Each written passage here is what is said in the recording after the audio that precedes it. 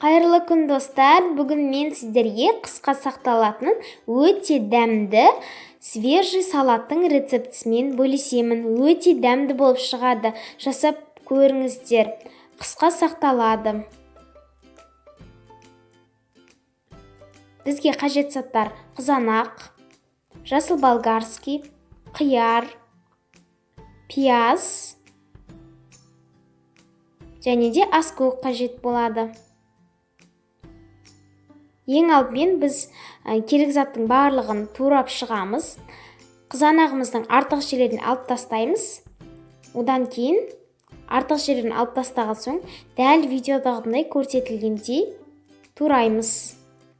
Егер де сіздер бұны тым жіңішке қылып жіберсеңіздер, помидор езіліп кетуі мүмкін. Сол себепті орташа қылып тураңыздар. Міне дәл осылай қылып тураймыз. Енді қиярымызды тураймыз.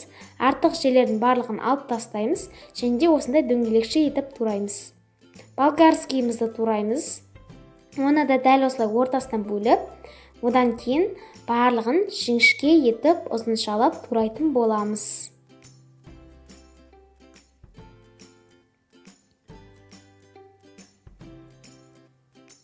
Болгарскийіміздің барлығын дәл осылай турап шығамыз.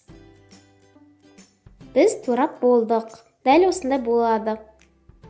Енді пиязымызды тураймыз.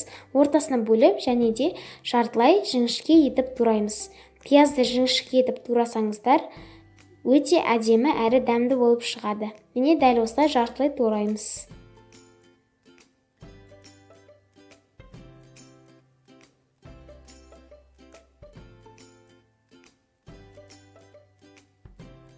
Біз барлығын дәл осылай турап шығамыз. Енді қазанға ешқандай май құймаймыз.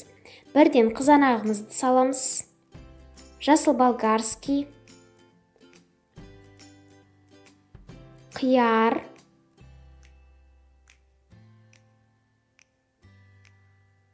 қиярымыздың барлығын саламыз. Одан кейін пиязымызды қосамыз.